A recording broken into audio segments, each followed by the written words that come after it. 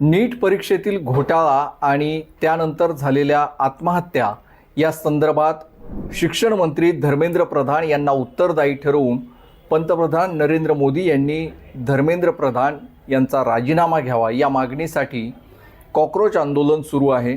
या आंदोलनामध्ये ज्येष्ठ शिक्षणतज्ञ पर्यावरणवादी नेते सोनम वांगचुक देखील सहभागी झाले आणि त्यांनी उपोषणाला सुरुवात केलेली आहे।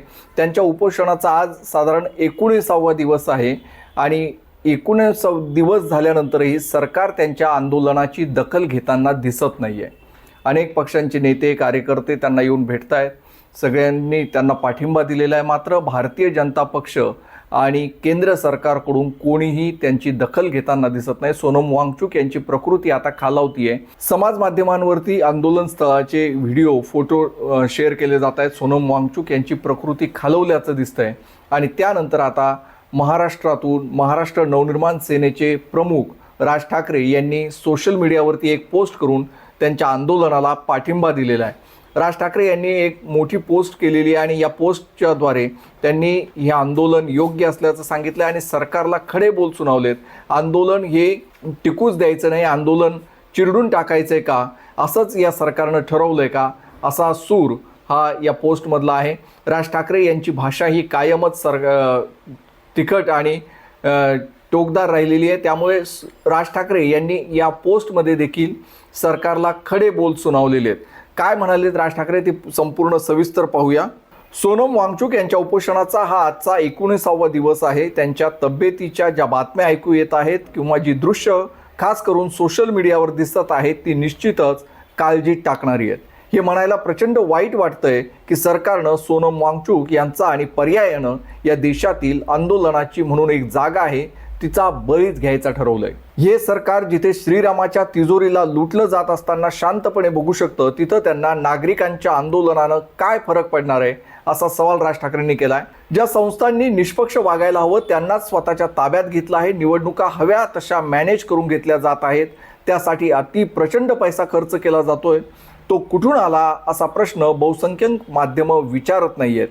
उलट हीच बहुसंख्य माध्यमं त्यांच्या अदृश्य बॉसच्या सांगण्यावरून सत्ताधाऱ्यांच्या पक्षातील स्वकीयांची आणि विरोधकांना कसं बदनाम करता येईल यात व्यस्त आहेत आणि जी माध्यमं बोलत आहेत त्यांना आणि त्यांच्या मालकांच्या डोक्यावर एक टांगती तलवार फिरत आहे।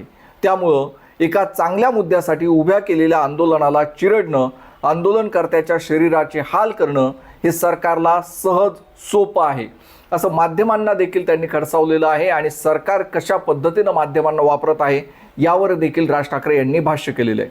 सोनम वांगचुक यांच्याबद्दल एकेकाळी भारतीय जनता पक्षाला आस्था होती। अर्थात भारतीय जनता पक्षाचं एक बरं असतं की त्यांच्या सोयीचा असेपर्यंत त्यांना तो माणूस प्रिय असतो।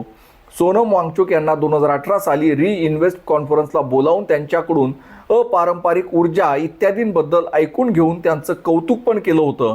अर्थात तेव्हा आम्ही किती अपारंपरिक ऊर्जेला महत्त्व देतो हे दाखवायचं होतं, म्हणून सोनम वांगचुक चालले। पण लडाख हा स्वतंत्र प्रदेश घोषित झाल्यावर वांगचुक यांना भाजपचं कौतुक वाटलं, पण पुढे वांगचुक यांच्या लक्षात आलं की यांचे हेतू अजिबात स्वच्छ नाही आहेत। लडाखला स्वतंत्र राज्याचा दर्जा मिळायला हवा, लडाखमध्ये 2 लोकसभा मतदारसंघ हवेत, तिथल्या लोकांच्या जमिनीवरचा हक्क राखला गेला पाहिजे या मागण्या वांगचुक यांनी केल्या। त्यासाठी उपोषण आंदोलन केली, पण सरकारनं काहीही केलं नाही।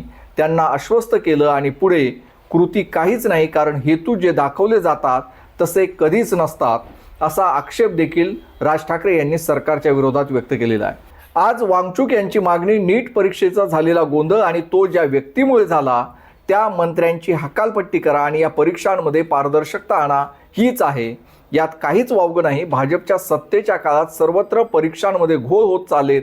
मध्य प्रदेशातील व्यापम घोटाळ्यापासून ते नीटच्या परीक्षांचे पेपर्स फुटणे ते अगदी आत्ता शिक्षकांच्या परीक्षांचे पेपर्स फुटण्यापर्यंत हे सगळं यांच्या काळातच का होतं आणि ते झाल्यावर हे इतके निर्ढावल्यासारखे का वागतात याचं उत्तर सोपं आहे, ते म्हणजे हाताशी सगळ्या यंत्रणांना धरून आलेली अमर्याद सत्ता। निवडणुकात अनेक उद्योग करून ओढून आणलेलं यश हे लोकांच्या मुखसंमतीचं द्योतक म्हणून दाखवायचं आणि आम्हाला कोणी प्रश्न विचारायचे नाहीत हा एक वेगळाच माज सध्या भाजपला आला आहे। आणि हा भाजप अशा अर्थानं म्हणतोय की त्यांच्या घटक पक्षांना स्वतंत्र अस्तित्वच नाहीये, त्यांना दिल्लीतूनच चालवलं जातंय। माझी पंतप्रधान श्री नरेंद्र मोदी यांना विनंती आहे की जरा या प्रश्नात लक्ष घाला. नीट परीक्षांचा विषय आणि त्यातला गोंधळ हा काही सोपा विषय नाही.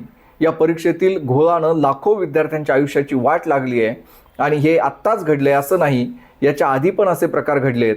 आणि हा विषय राजकीय नाही, हा विषय सामाजिक आहे. नीट परीक्षा देणारे लाखो विद्यार्थी, त्यांचे पालक हे ज्या त्रासातून गेले, तो मनस्ताप झाला, याच्याशी त्या संबंधित आहे. आणि यात भारतीय जनता पक्षाचे समर्थक, त्यांचे पदाधिकारी, त्यांचे कार्यकर्ते या सगळ्यांनाच त्रास झालेला असणार. त्यामुळं आंदोलनाकडे राजकीय नजरेतून केंद्रातील सत्ताधारी पाहत आहेत. तेच मुळात त्यांचा लघुदृष्टीचं लक्षण आहे. सध्या पंडित नेहरूपेक्षा किती जास्त दिवस तुम्ही पंतप्रधान पदावर बसले आहात याचा आनंद व्यक्त केला जात आहे. किती दिवस पंतप्रधान पद हा एक आकडा आहे, दुसरं काही नाही. आज अशा विषयावर तुम्ही ठाम भूमिका घेऊन कृती केलीत तर त्या आकड्याला अर्थ आहे आणि तरच तुम्हाला पुढची पिढी लक्षात ठेवेल. नाहीतर तो आकडा काय कामाचा ज्याने देशाच्या हातात काहीच पडत नाही, असा खडा सवाल देखील राज ठाकरे यांनी केलेला आहे.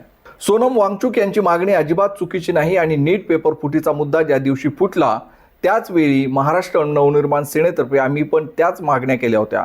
पण खरा प्रश्न हा आहे की या देशातील सिव्हिल सोसायटी ही सोशल मीडियावर अडकायला लागली आहे.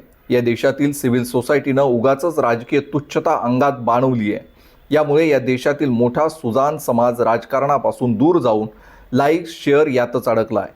मी अनेकदा समाजातील लोकांना आवाहन करत आलो आहे की तुम्ही कुठल्याही पक्षात जा, पण राजकारणाचा भाग बना. महाराष्ट्रात हिंदी लादण्याच्या विरोधात आम्ही आवाज उठवला, त्यातून एक आंदोलन उभं राहिलं. महाराष्ट्रातील बहुसंख्य पक्ष एकत्र आले आणि सरकारला माघार घ्यावी लागली. हे विसरून चालणार नाही. हे यश कुठल्या अल्गोरिदमचं नव्हतं, तर लोकमत संघटित केल्यामुळे मिळालं होतं. हे सरकार राजकीय किंवा निवडणुकांचा स्वार्थ नसेल तर कदापि कुठल्याही आंदोलनाकडे बघणार पण नाही. ते कायम आंदोलनकर्त्यांना देशद्रोही ठरवणार, यात काहीतरी घातपात आहे असल्या शक्यता पेरत राहणार. कारण या असल्या कुजबूज मोहिमांवर आणि यंत्रणांच्या जोरावर तर यांच्या सत्तेचा डोलारा टिकलाय. सोनम वांगचुक यांच्या मागण्यांबद्दल महाराष्ट्र नवनिर्माण सेना पूर्णपणे सहमती दर्शवते. फक्त नीट नाही तर एकूणच सर्व परीक्षांमध्ये पारदर्शकता यायला हवी आणि दोषी मंत्र्यांचा राजीनामा यायलाच हवा. आम्ही राजकीय पक्ष म्हणून पूर्ण शक्तीनं या आंदोलनाच्या आणि लोकभावनेच्या पाठीशी आहोत आणि कायम असू देखील. पण मी नेहमी सांगतो की लोकांनी त्या स्क्रीनच्या बाहेर यावं, सजग व्हायला हवं, प्रश्न विचारायला हवेत. कारण तुमच्या मतांचा अपमान तर हे हल्ली सर्रास करत आहेत आणि करत राहतील देखील. पण उद्या तुमच्या आवाजाला तुमच्यातला संताप, त्रागा हा पण हवा तसा चिरडता येऊ शकतो. हा विश्वास या सरकारांना येऊ देऊ नका. कारण तसं झालं तर एक काय अनेक सोनम वांगचुक यांच्यासारख्या आंदोलकांना लोळवायला हे सरकार कमी करणार नाही. आत्ताच मला अनेकदा एक विचित्र तणावयुक्त शांतता जाणवत असते. आपण जर असेच बेफिकीर राहिलो तर ही शांतता हे लोक स्मशान शांततेकडे नेतील. कुठल्याही पारदर्शक व्यवस्थेसाठी उभ्या केलेल्या आंदोलनाच्या पाठी मी आणि माझा पक्ष उभा राहिला आहे आणि यापुढेही राहील. पण एकूण संपूर्ण समाजानं पुढं यायला हवं. राज ठाकरे यांची ही सविस्तर पोस्ट होती. त्यांनी या आंदोलनाला पाठिंबा दिलेला आहे. अशाच राजकीय बातम्या आणि व्हिडिओंसाठी आपलं महानगरला सबस्क्राईब नक्कीच करा. धन्यवाद.